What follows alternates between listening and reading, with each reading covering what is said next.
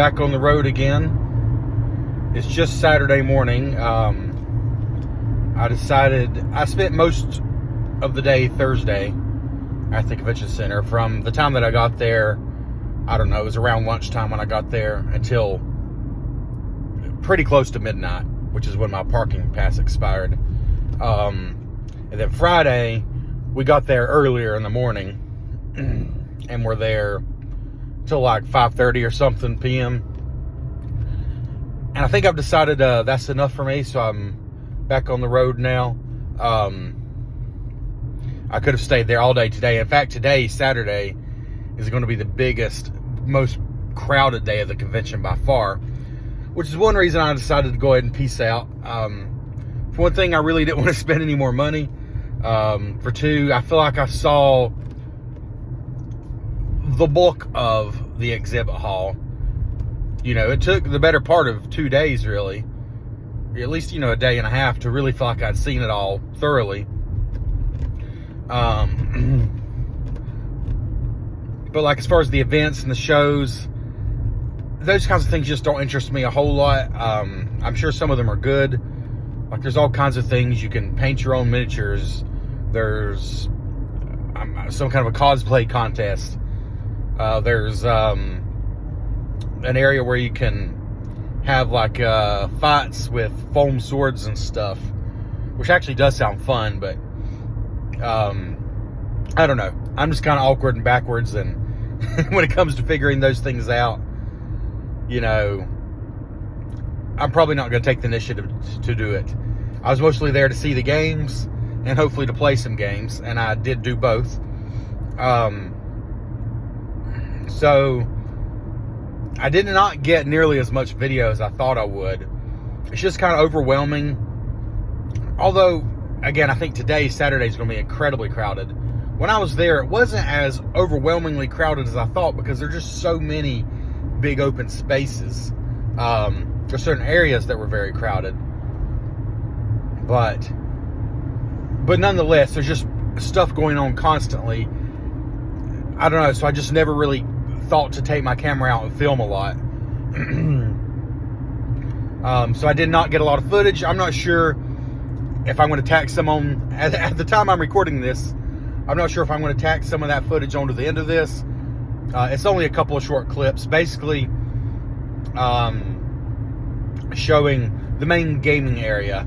I'm going to try to put that onto the end of this, at least. It's basically just an open area for gaming. There is a game library there. I will say straight up, shout out to the Dice Tower. I know Tom Vassel's always saying on there that he is very proud of his game library, that he feels like they have the best game library in the business. Like, where you can just, if you go to one of their conventions, you can borrow a game and play it, bring it back, get a new one. I've been on the Dice Tower cruise. I've not even been to a true Dice Tower convention. And I will say, just from the game library on the cruise, which I don't think was even their biggest library. I mean, they brought one of the main library. Anyways, yes, the Dice Tower has a better game library than Origins. It's better organized. Granted, there was a ton of people at Origins, more than's going to even fit on the cruise. But still, it was better organized. I thought the checkout system was better. At Origins, you have to give them your license. My friend had checked out a game before me. Shout out to Alex and Randy. Actually, two friends that I met up there. And got to stay with them last night and the night before, which was nice because they were closer to the Columbus Convention Center. Oh, by the way, I still have my wife's glasses on. Quick update. She found them in her purse. So it was her fault all along. I was not at all bitter about it, but there you go. She apparently picked up mine thinking they were hers. But anyways, Alex had checked out a game before me, and he said that he had to give them his license to check it out. I thought he meant he had to show them the license, and maybe they just snapped a picture of it or something. I don't know. Then I got up to the counter to rent the game myself, and they actually keep your license until you bring that game back. So like the first game I checked out was like a $10 or $15 little card game, and they're keeping my driver's license. Like, I don't know if it's worth risking them misplacing it or handing it to someone else, which, I'll be fair, they do ask you every time, is this your license? But still, people make mistakes. I don't feel like it's impossible that somebody's going to take a quick glance and like, yeah, not even pay attention. Now, that being said, they gave me back my license every time I checked out 3 games while I was there. Got my license back every time. But I don't know. I'm not saying in a convention that big, there may not be a better way to do it, honestly, because people don't want to leave without their license. But it felt a little weird leaving them my driver's license. You know, I got to drive back home. Leaving them my driver's license so I can check out 1 game at a time. And it is a 1 game at a time limit, which I think is fair. With that many people, you don't want all the games out all the time. Anyways, that's the negative of the game library. The positive is they really did have a ton of games. It really was not organized as well as the Dice Towers library. I'm thinking maybe it wasn't curated as well. But I think the Dice Tower library is the standard. Like, it's the standard bearer for that kind of thing. I guess Tom Vassell wasn't just blowing smoke about that, which, you know, I'm sure he wasn't. Because that's always been one thing he's always been proud of, and I think he has a right to be. That being said, the Origins library had a ton of great games. Yeah. And the checkout process was surprisingly quick. I was just a little weirded out that I had to actually give them my license until I brought the game back. For a board game, you know. Let's see. As far as the gaming area, there you go. They had so many tables set up. Now, some of them are rough. I got a pretty nasty splinter on the table we were using yesterday, because it's just like a rough piece of wood and some legs. Now, some of the tables are nicer. It just depends. But when you got to come up with, I don't know how many, hundreds. When you got to come up with hundreds and hundreds of tables, I guess you take what you can get. But I was very impressed with just how many tables they had, because even though yesterday, Friday, felt about 50% more crowded than Thursday did, there were still empty tables at any time.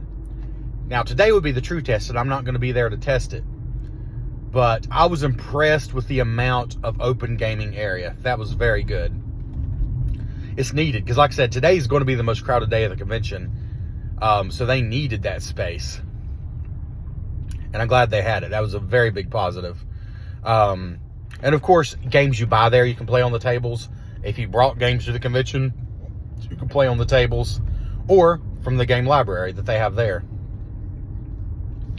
So the gaming library, well, had a ton of games. In my opinion, not nearly as well organized or curated as the Dice Tower library from the cruise I went on earlier this year, but still pretty good, I would say. The gaming area, nothing fancy, just some big rough tables, but there's a ton of tables, and that's totally good and necessary.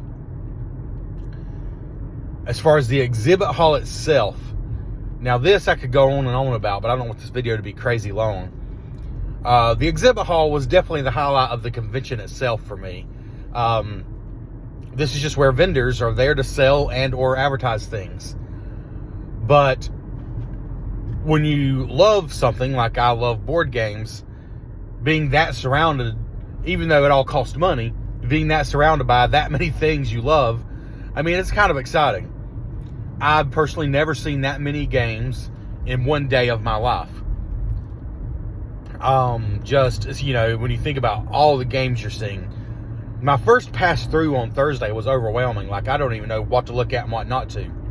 But to be honest, it didn't take me, probably by the end of Thursday, I wasn't really overwhelmed by it. I kind of knew the general area most things were in. There's 2 huge convention halls. One is mostly the open gaming area and a handful of vendors. and some more like handcrafted art stuff. And then the other area is mostly just vendors, period. There's like, you know, people that are artists selling their paintings, and people making dice towers and hand making, you know, sort of like foam swords and wooden dice towers and handmade dice, and a lot of 3D printed stuff, of course, because that's huge now. For example, I saw a Star Trek wall scroll that I thought looked awesome. And I asked the price on it.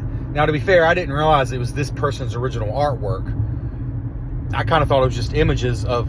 It was lots of different starships from different Star Trek shows. And I thought it looked great. And it was a big, like, cloth wall scroll. Like, what was it? Like 6 feet long, something like that. By a couple feet wide. But I don't know. I'm not sure what I expected, but I knew it was a print. Like, it wasn't the original. Even if it was, like, somebody's own artwork. But I didn't even realize it was, like, her original creation. So I asked about it thinking, you know, she's probably selling these for $50 or $60, you know. And so I asked about it. It was $400. So that was a shocking thing. I realized I'm really not prepared to plop down $400 on one item at a convention. And there were some other things there that were that expensive. There was also a lot of things that I think were a surprisingly good deal. But the board games are the main thing I want to focus on. You had board game companies there from A to Z, literally, because they had them alphabetically listed. Not every game company was there, but a lot of them were. And some of them were charging full retail, but some of them, a lot of them, had what they called convention pricing, which I'll be honest, I didn't really realize that was so normal. So that was nice. Like, a lot of them were selling their board games for less than retail. I only got, the whole time I was there, I only got 2 games. I said my goal was to find one game that really spoke to me. There was a couple I found that did, but neither of them were actually available to buy yet. And I'm probably going to mess up the name. One was something, Moon is the big word on the box, but there's 2 other words that go with it, and I'm having a hard time remembering what it was. Was it From the Moon? It's a big box, and they had it set up on the table, and it has these really cool lunar rovers that you can actually put the people into. And yeah, I know it had the word moon in it. I can't remember what the first words were, but that was really impressive. And it's supposed to be available July 1st, so that's very, very soon. And there was another one from, is it Fireside Games? It's the people that make Fire Tower, because they had Fire Tower there. There's a fruit game. Fruit Bowl, Fruit Punch, Fruit something. Sorry. All my notes are on my phone. I don't want to stop the video to check. But it's something that's coming to Kickstarter. And it had these lovely fruit pieces and like fake ice cubes where you're making basically a fruit punch. It just has such a charming, beautiful look to it. I'm very intrigued by that. But neither of those games were available to buy. To find that one, if you look up Fire Tower, which is a game that's available, it was by the same people that make Fire Tower, so you should be able to discover it if you look up Fire Tower. I mean, there were so many games there. Here's the thing. 10 years ago, certainly 15 plus years ago, if I'd gone there, I would have been struggling to not buy every other game because there were so many cool looking ones. I have so many games now at this point that, like I said, I was really only looking for ones that really, really caught my eye, that I thought might really offer something different I don't already have or really speak to me. So I only bought 2 games and 3 little tiny expansions. The tiny expansions are for the game Wandering Towers, which is a really lovely Wolfgang Kramer and Michael Kiesling. Or is it just Michael Kiesling? It might just be Kiesling. Anyways, it's a fun game that you can teach in a couple of minutes. We're moving these 3D towers around and covering up other people's wizards and trying to get yours into Raven's Keep. There's 3 mini expansions that just add a couple of small things. They're $5 a piece, and they had a special where you get one of them for free if you buy anything. So for $10, I got all 3. So that was nice. And then I bought a game to play with my kids. It's a kids game. Magic Mountain, it's called. It's like Plinko from The Price is Right. You drop a marble from the top, and they're these movable figures, your wizards. I think they're wizards. They're plastic pieces you actually put in the board, and then there's witches that are in the board. You want the marbles to touch their wisp. They call it the Wheel of the Wisps. You want the wisp, aka the marble, to touch the wizards. You don't want it to touch the witches. I think you have to get, 4 wizards collected, by the marble touching them, before there's 3 witches touched, basically. And it's a cooperative game. You're working together. All you really do is you're choosing where to drop the marble from, like in Plinko, and then you're hurrying up. If it touches one of the wizards, you try to hurry up and move that wizard again to the next place before the marble comes down, because there's a chance it'll touch the same wizard again if you get it there in time. So it's a lot of chance. You never know exactly where the marble's going to go, much like in Plinko. But a little bit of decision making, a little bit of dexterity, I guess.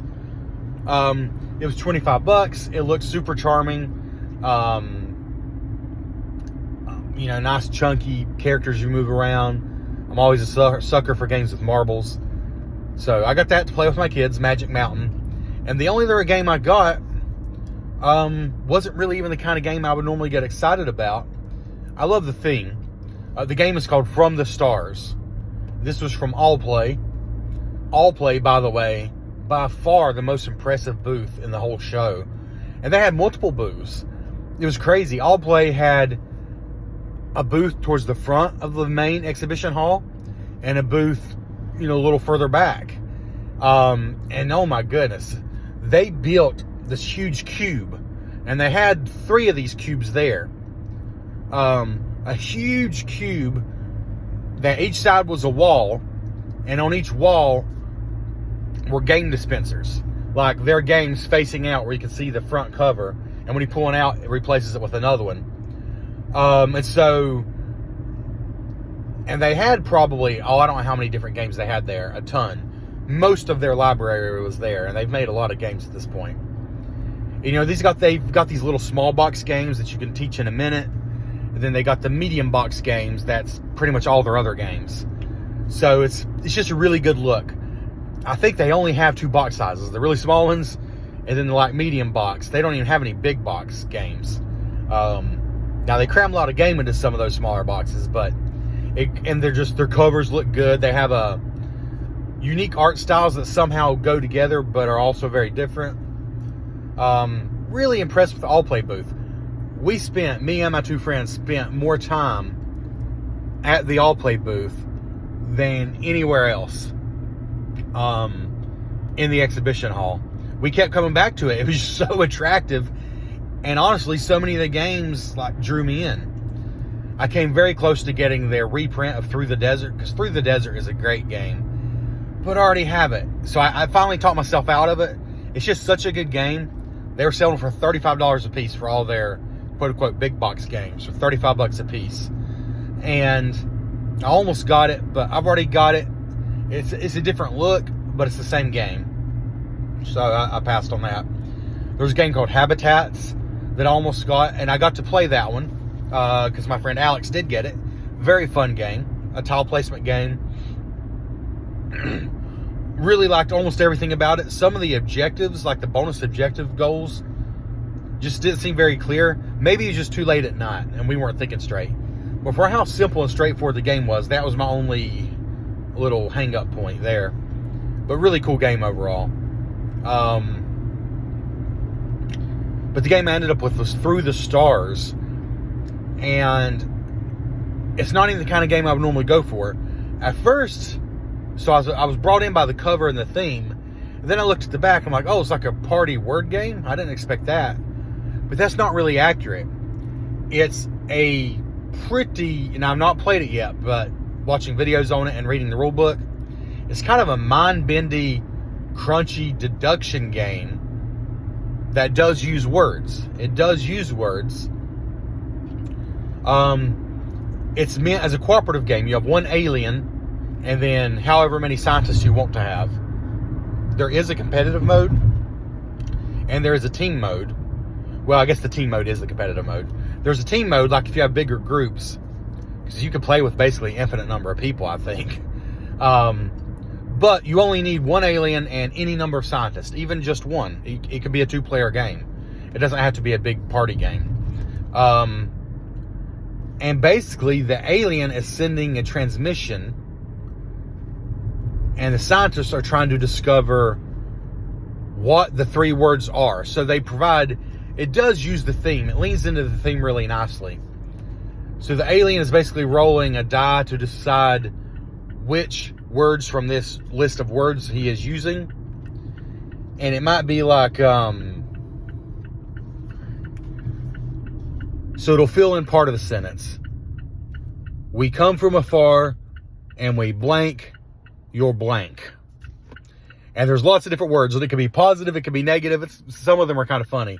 So like perhaps the alien's secret words are, actually I think it's 3 words. So it might be, we need your livestock, might be one of the words, because we are famished, maybe is the other word, you know.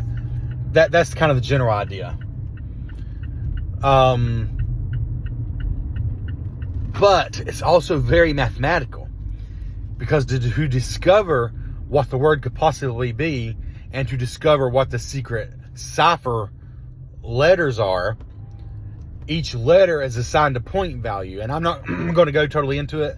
And I don't remember all the terminology, but there's basically like safe words isn't the right way to put it. Trust words, they call it. Trust words are worth a certain number of points. Suspicion words, and I don't even know if that's the right word for it, but they might be worth 0 points. Then there's another kind of word that makes everything negative. And so the alien, not only are they handing a word over, and now it can't be any of the words on your card, it can't be your secret word, obviously, but it's just a word that to try to help the scientists think. For example, if my word was livestock, maybe I'll send over the word, and it could be capitalized. It could be like person, places, and things. It doesn't have to be, as long as it's a word that's not on your card, it doesn't matter. So maybe I'll send over heifer, you know, as the word. And along with that, I'll write a number on there, which is the score. So based on my cipher letters that were chosen randomly at the start of the game, through a very specific system that's outlined in the rule book, I will score the word heifer, and I'll write that number on the word when I slide it over to the scientist, if I'm the alien. And so not only do the scientists know, maybe I picked the word heifer for a reason, maybe the secret word has something to do with heifer, but also here's the score for that word. So that might help us determine what the secret letters are. Anyways, the rule book is like 1.5 pages, but I've read it twice and it's still kind of trying to wrap my head around it, because it is just so different. Like the way you score these words based on the cipher letters is like its whole unique thing. And then you got the word game part, which is almost the simple part, it seems like. And then by the end, you're hoping to get a perfect score. The alien will have to have also figured out the scientist's 3 words, because the scientists are also sending a message back. Like, we want to communicate with you because we have depleted our, and maybe the 3rd word is water, you know, something like that. So the alien is also trying to figure out the scientist word, So the alien is basically coming up with the most of the clues, but the scientists are doing most of the actual deduction work. So, yes, it's very interesting. Very simple rules-wise, but definitely I can tell it is not going to be simple to do well. 12 is always a perfect score, because there's 3 words on each side. Alien has 3 words, scientists have 3 words, and then there's 6 cipher letters. And you have to, the scientists have to figure out what all 6 cipher letters are to get the full perfect score. Anyways, it's very interesting. I've heard, one of the reasons I decided to get it is I've heard actually from Chris Yee on the Dice Tower that he rates it a 9, and one reason is, well, it works so well, and the other reason is there's just really nothing else to directly compare it to that might be as good or better. So yeah, anyways, that's the other game I got. I'm excited to play it. Not the kind of game I would normally go for, but it sounds interesting. So yeah, the exhibit hall was impressive, overwhelming at first, but I did enjoy it a lot. But I'm going to be honest with you, my 2 favorite things about the last 2 days, probably number 1 was the North Market, which I've always heard, if you go to the convention center, you got to go to the North Market. It's just a giant indoor, it's like a food court. It's a big food court is what it is, but it's not like your typical mall food court. It's a lot of it, foods from around the world that are just super high quality. I ate at a Polish restaurant, and I got a kielbasa sandwich, and I got a cabbage roll, which I've never had before. I was thinking like a cabbage egg roll, but no, it looks like a head of cabbage, and it does have a lot of cabbage, cooked cabbage, but it's seasoned well. And then inside is just like a meat and rice pounded together. And then they cover it in like a red stew. It's like a vegetable stew. I've never had anything like it before, but it was really delicious. And the kielbasa was phenomenal. Probably the best I've ever had. Definitely not like anything I've had from the grocery stores here. Yeah, so that was absolutely delicious. And there's so many choices. There was Thai, there was sushi, there was seafood, there was American like burgers and stuff, Italian where they were freshly making their noodles right there in front of you. And nothing in the North Market was insanely priced. I'm not saying it was cheap, but it wasn't absurd. I mean, I think I spent $17 for this giant cabbage roll, which in itself is a meal, to be honest with you. It's like a comforting, soupy meal. And then I also got the kielbasa sandwich, and it was like $17 total for everything. And my second favorite thing, or it might be first, I don't know, it's kind of tied for first, was I don't want to get it wrong, it was a Mediterranean, Middle Eastern restaurant. Oh man, now I'm going to forget the name of it. Shoot. It is close to Convention Center, so you should be able to figure it out. They had telephones on the wall, and it said Beirut on that wall, but that was not the name of the restaurant.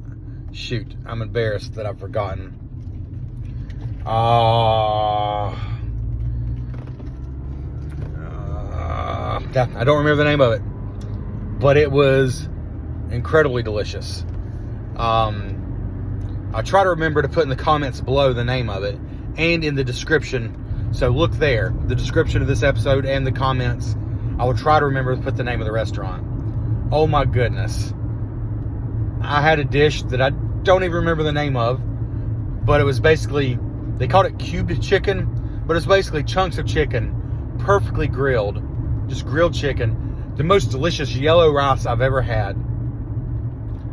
And then some pickled, different pickled vegetables, basically. Cucumbers. There was pickled cucumbers, pickled beets. There was something else pickled on there. There was fresh tomato. Oh my goodness. But the real secret weapon was the garlic sauce. So my friends were going on about this garlic sauce. And like, I mean, I like garlic okay, but I didn't see how something called garlic sauce could be like life-changing. And then I tried it. I still don't understand it. Supposedly it's just garlic and a couple other simple ingredients. But it's this light, fluffy. It looks like cream cheese or sour cream, but apparently it does not have either of those in it. It's basically just garlic and a couple simple things, maybe some lemon juice. But it's made light and fluffy. It is the most like refreshing taste. And everything was good in it. The rice was good in it. The chicken was good in it. Everything was good in it. Oh my goodness. Garlic sauce. If you ever go to a restaurant that makes legitimate garlic sauce, you have to try it. I'm going to be trying it from now on, that's for sure. I don't know if it's something you get from like an Indian restaurant, but I'm going to be checking next time I go. But yeah, that meal was absolutely incredibly delicious. And also not absurdly priced. I think it was like $15 or something. Yeah, definitely enjoyed that. It was hot as Hades in that particular restaurant. Oh my goodness, it was so hot in Ohio, period, the last few days. And in that restaurant, it was just very hot. But it was worth it. The crazy thing is, I know the food was next level good because I forgot about how hot it was. Once I started eating, I didn't think about it a single another time. So that was so good. Those are my two favorite things: the North Market and the food there. Like I said, the Polish restaurant I had was delicious, but so many of them look delicious. And then that Mediterranean restaurant. Oh my goodness, so good. And my third favorite thing was the All Play booth.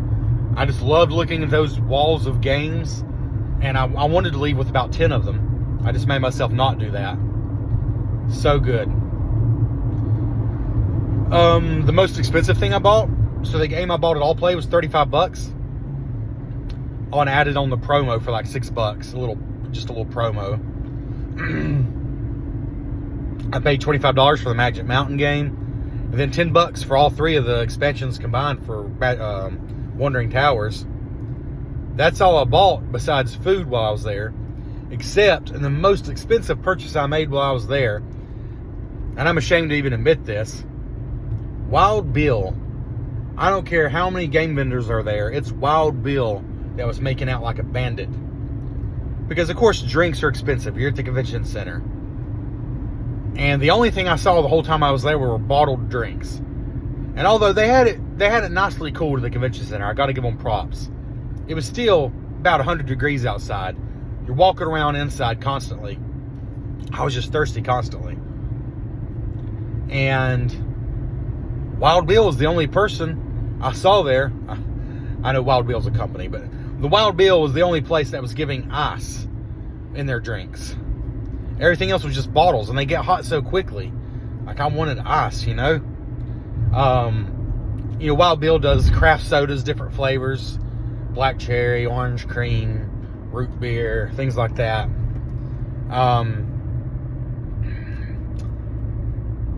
And you get a commemorative cup. See, I bought this commemorative cup. Like, the cheapest one was $35. Now, you get free refills all day. Drink, ice, water, whatever you want. Free refills all day, and you get a commemorative cup. It was like $35 to $50 for the coolest one. But I was like, you know what? I said I was going to get one souvenir. I didn't want it to be a $50 cup. But it's a really cool insulated metal mug, red mug, and it had Origins engraved in it. So it actually is a souvenir. It wasn't just a Wild Bill mug. It had Origins engraved in it. But I made 3 laps around that Wild Bill stand before I decided to commit. I was trying to add it up. I'm like, okay, realistically, if I buy 3 or 4 drinks today, they're $4 a piece. That's gonna be like $16. The mug is really cool. It says Origins on it. It's something I'll keep, and use for a long time. It's like, okay, I'm gonna do it. So, I'm checking out, and I'm like, he hands me the mug. I'm like, it comes with a lid and a straw, right? Because I've seen people walking around with a lid and a straw. The lid and the straw was like another $12. And then he added sales tax on top of that, of course. So yeah, it ended up being something like $70. I was sick to my stomach. I drank as much as I could, but I'll be honest, his drinks, Wild Bill's drinks, are so sweet and so sugary that I just started filling up with water because it was just too much. So yeah, I feel like everything I got, including the food, was reasonable. The games I got were very reasonably priced. Dang, Wild Bill's the one that stuck it to me. Darn you, Wild Bill. But the mug does look cool. I get to keep it. So that's that. But be warned, if Wild Bill shows up at your convention center, you will be paying dearly. Make sure you really want the mug, because otherwise you're just better off buying drinks, even at $4 a piece. But I do feel like that was the only thing that was a total ripoff. I had to pay $20 to park for the day, but it was a good parking garage. It was for the whole day. It's a lot, but it is what it is. And it was attached to the convention center. So yeah, Wild Bill is the only one who really stuck it to me. I feel like everything else was pretty reasonable. I did eat one meal. I ate my lunch that first day when I was the only one there before my friends got there. And it was like $13 for some buffalo chicken tenders and fries. I'll be honest with you, they were good tenders and fries. They were really good. I don't think $13 was that insane compared to what fast food costs now even. And I got a pretty good basket of food. So most of the convention food seemed really blah and overpriced. Like they're selling Subway subs that are pre-made and put in a refrigerator, and charging, I think it's like $7 for a half of a sub, or $14 or maybe $12 for a whole, something like that. Obviously that's a ripoff. But it could be worse. Like if you go to a baseball stadium, you're going to pay worse than that probably for worse food. But the tenders and fries were pretty good. And that was just from like one of the convention center grills there. That's like always there. But I was glad for the other meals we ate out that we left the building. The North Market is worth it 100%. That Mediterranean restaurant was worth it, which I'll put the name in the comments below. Yeah, basically we played some games from the library. We looked at the exhibit hall a long time. That's basically what we did. I can't comment on any of the events or any of the shows because we didn't go to any of those. It was a lot of people. I feel like today might be more overwhelming. I was pretty pleasantly surprised by how many open areas there were. I wasn't constantly running into people, not constantly. Now today, Saturday, I think that might be the case. But yeah, I wasn't personally when I was there. As far as my game of the show, I have no idea, because I don't even have a concept of what the hot game was there. There were just people selling a lot of games. The all-play booth was the hot game of the show. Everything they were selling, it was just hot all the time. As far as games played, I'll try to remember them. The Great Split was the first game we played. My friends Alex and Randy owned that game, but they got it out of the library and we played that. That was fun. It was an I Split You Choose game where you have a hand of cards and you put a dividing card down the middle to say, basically the person you hand them to can choose either half. So you want to make it a good enough offer that they take the half you don't want. Because they're probably going to take the ones you want unless you really entice them to take the other ones. It was a cool game. I like that mechanism. I split the cards any way I want to, then you choose which ones you want to take. And it doesn't have to be even. Like I had like 4 cards on one side and only 2 on the other sometimes, because I really wanted those 2, and I was really trying to encourage them to take the other ones. That was a fun game. Let's see. I played a little card game called Ecosystems Coral Reef. I think there's multiple games under the ecosystems line. This one was Coral Reef. Like 1 page of rules, small box, beautiful cards of undersea life. A really cool drafting game. You're just drafting cards just like Seven Wonders or any drafting game. Sushi Go. Picking and passing cards, revealing at the same time. And by the end of the game, you'll have created a 20 card grid. I believe it's 5 across and 4 down. So 5 columns, 4 rows. I believe that's right. And for example, coral can only go in the bottom of the ocean. They can only go in the bottom of your grid. Eels score for all the prey fish, which are like the smaller fish, surrounding them, touching them, but only if they're also adjacent to at least one coral reef, because they need to hide and strike. The crabs basically eat all the plankton in a straight line. Let's see, what's some of the other ones? The sharks simply eat everything, every fish in the line and the column they're in. The octopus is tricky. It isn't really part of the food chain, but instead it scores a straight 3 points. But when you play it, it lets you swap any 2 cards in your grid. It's tricky, you know. It's smart and clever. All the cards are thematic. The clownfish likes to be near coral, and also I believe it's plankton. The grouper likes to eat krill. The krills just score based on majority, like whoever has the most at the end of the game scores the most points. They all score in different ways. It was a fun game. I'm going to keep an eye out for it. I didn't see it at the convention center. I would have picked it up. I hope it's even available. That was Ecosystems Coral Reef. I got to take a drink here, so I'm going to have to switch hands here for a second.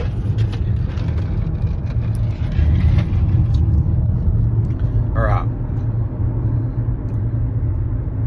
And before my friend Johnny or anybody who's still watching at this point, which is probably nobody, comments on how unsafe I'm being, I have my left hand on the wheel and my right arm is just propped up. I got my eye on the road. I might glance at you every now and then, just like if you were a person in the car with me. Still, I don't recommend doing this. At home, I'm a trained professional. Cough, cough. So anyways, what else did we play there? Okay. I played the touring machine, which blew my mind a little bit. I don't know if I like it yet. I'm not sure. It's based on the actual, I guess is it considered the first computer?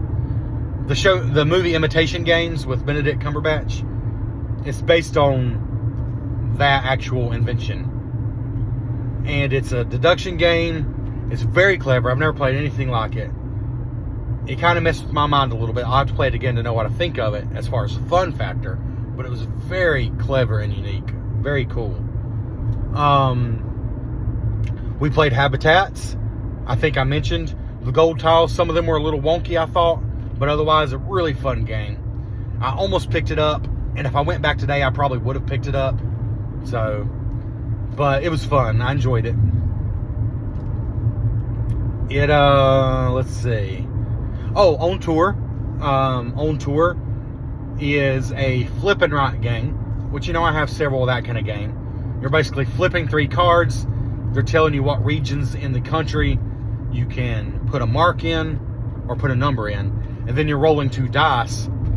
And the dice are telling you, for example, if a 7 and a 1 is rolled, that means one number has to be 71 and the other number has to be 17. And each one has to go in a different region based on what 3 cards were flipped. And the idea is by the end of the game, you're charting a path across the country. There's also Europe on the other side. And there's also a Paris and New York version. But you're charting a path through the country like that your band is going on tour. And you simply score points by the more states you visit. There's a couple other small rules, but that's basically the idea. It was fun. I enjoyed it more the second time than the first because I really got how it worked, but it's really simple. but it also is one of those games that makes you feel like you're really doing badly. I think everybody at the table felt like they were doing badly, especially that second game. Because the numbers that come up and the order they come up in can make it harder on everyone. But the same is, we're all working with the same tools, yet everyone's map is different by then, which is cool. And yeah, you just want to visit as many states as possible. The ones you get exactly, like, it might say North Carolina on the card. You could put the number anywhere on the East Coast on any empty state you've not already used. But specifically, if you put this number in North Carolina, you get to circle it. And every time you visit a circled state, it counts as 2. So the more circles on the board, the more chances to score. On tour, it was really fun. That was another all-play game. Habitats was an all-play game. Message from the Stars that I bought was an all-play game. Let's see, what else did we play? Oh, Cascadia. I taught the guys Cascadia because I'd played it before, and it was there in the library. That really is a fun game. The good thing about Cascadia is it is so different depending on the scoring cards, because the game itself, the rules for tile placement are so simple. You're placing out terrain types and then putting animal discs on some of those just based on what can go on them. On a turn, you simply get a pair of items. One item is a tile, the other item is the wooden animal disc. And if you want that animal disc really bad, you may not want the tile beneath it as much, but you got to take the pair. You have to take them both. So you place the tile and place the animal disc. It's very simple. You can put the new terrain anywhere as long as it's touching at least one side of another piece you've already got out. That's it. But the scoring is based on game by game. So like in this game, the bears might score in mating pairs. So you need 2 bears together with no other bears around them. The more of those pairs you have, the more you score. In another game, it might be like bear families. So you might have like trios of bears. You know, some of them are more varied than that even. You know, you might have birds that are hawks that are just circling an area, and they need to be no other hawks anywhere near them, no other hawks surrounding them. Whereas another one maybe is totally different than that. So the game can really change quite a bit based on those scoring cards, which is cool because the game is so simple in itself that the meat of the game really is those scoring cards, and they change out every game. So it's a pretty neat game. That being said, I realized how much Habitats must have influenced Cascadia. Because like I said, we played Habitats, and though this was a newer version of the game, Habitats itself is a much older game than Cascadia. So Habitats, I would say, did influence Cascadia. They're different enough, I think you could totally own both. But there are some things from Habitats in Cascadia for sure. What else did we play? I feel like I'm missing at least one game.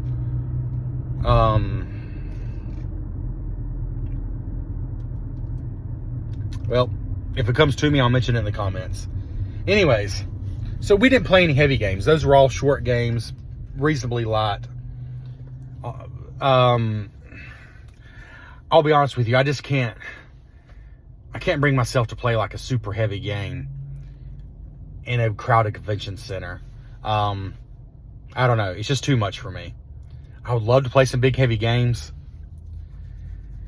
but not in that setting. And that brings me to my overall thoughts. So here's the thing. I'm glad I went. It was a spectacle. I love the exhibition hall. But here's the thing. Yesterday, only our second day there, and we weren't even there early Thursday.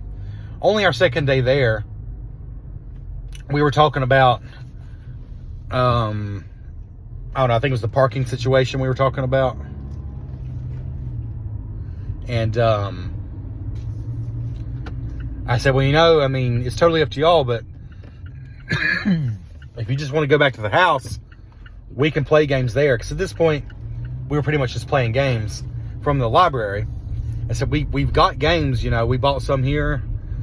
we could just play games if y'all want to at the house. And the other guys were all for it.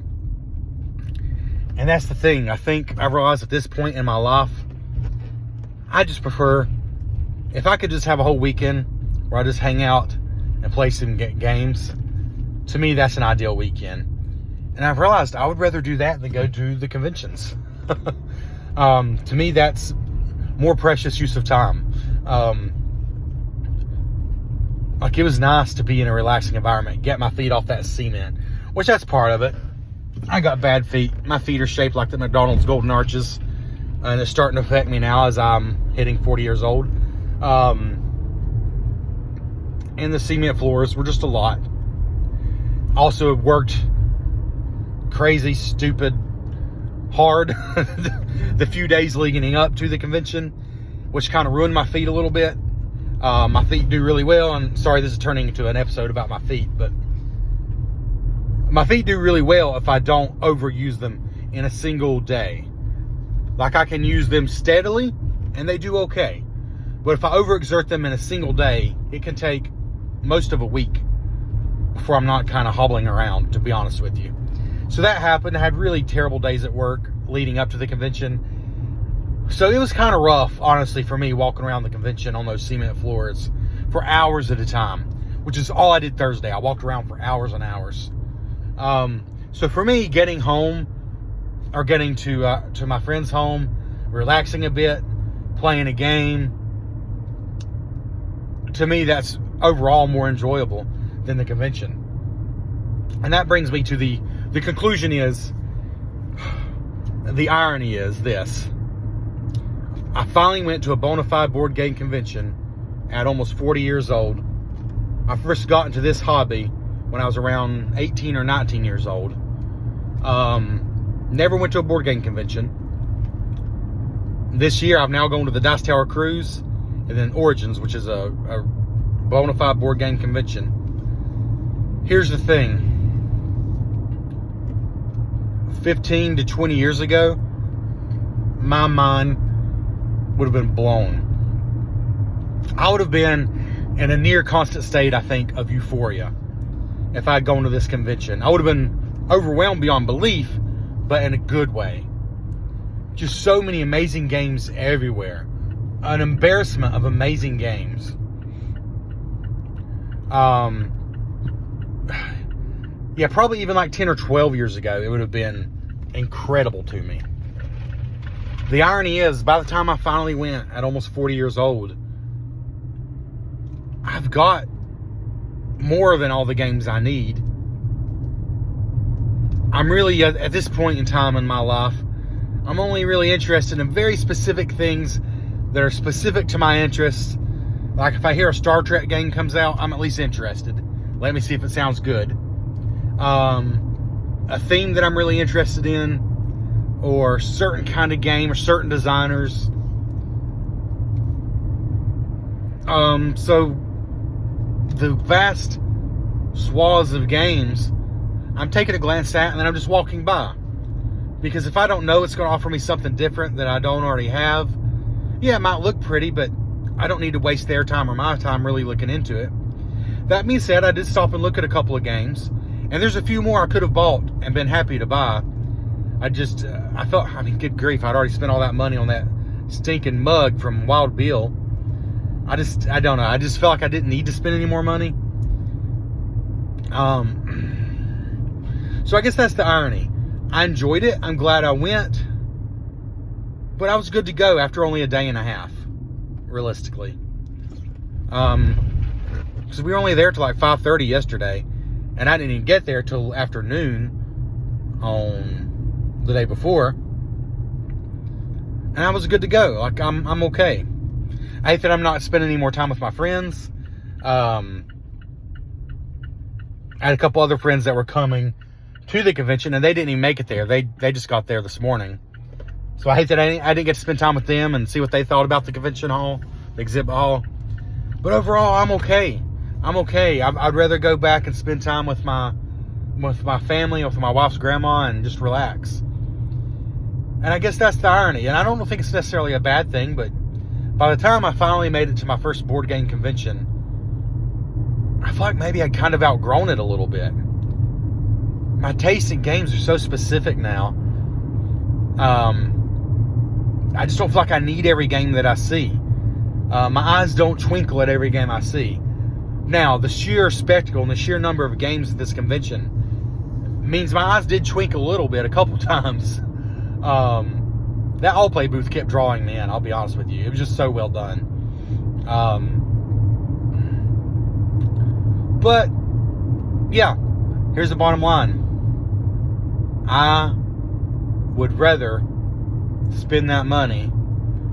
Now, granted, you got to have the friends willing to do this who are able to take the time. But if I had it my way, if the world was run by Trevor, the money I spent on the convention center and traveling to the convention center and on the stinking $65 mug from Wild Bill, the money I spent on that, I would rather spend on a cabin, even just a simple cabin, to rent and have a few of my friends play games all weekend long. 100% would prefer that. Heck, if we can find the time to do it and have childcare and this, that, and the other, I would rather just hang out at the house and play games. You know, now the thing is, people are willing to set aside a time for an event like this. Would people set aside a time just to hang out at the house and play games? Not as likely. But, like I said, if the world was run by me, I would rather just hang out and play games.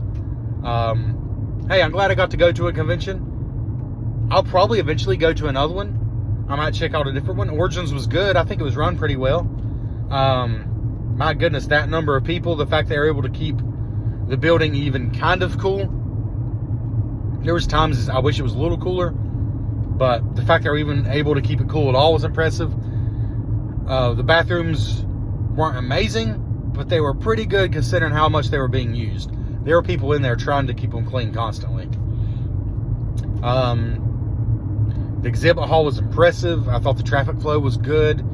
Yeah, it was a good convention. I might try a different one next time, or I might try Origins again. But I think maybe next time I'll just get a one-day pass. Like, for the whole day, I'll spend the whole day there, but then I think I'll be good. I think I'll be good after that.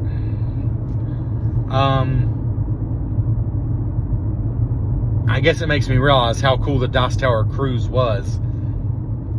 Because basically, there was no exhibit hall there. But you just got to play games with that awesome game library all the time.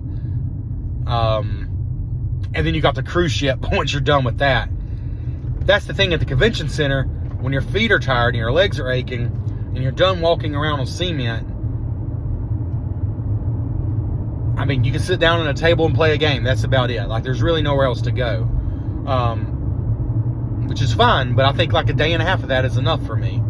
So yeah, I enjoyed it. It didn't rock my world. It wasn't something that, at almost 40 years old, was life-changing. But the thing is, I think 15 to 20 years ago it would have been. I think it would have just been the most amazing experience. So I kind of feel bad for me a while back that I didn't make it happen sooner. But I'm glad I got to experience it now. And I can check that off my list. And yeah, thank you all for hanging with me this long. I realized I actually did have more to talk about. I thought this was going to be super short, but that's why I didn't say anything about it being short, because I know how I can be when I start talking. I have a lot to say. Overall, a good experience. Overall, positive. Really just realizing more about myself than about the convention itself. That it was cool. It was exciting. But I got a lot of games. I'd rather just play them with friends and family than be in that huge crowd with all the hype. But anyways, thanks for checking out the Cardboard Cave. Please comment below if you have any convention experiences. If you have any questions, I'm not an expert, but I've now been to one. Yeah, we'll see you next time on The Cave.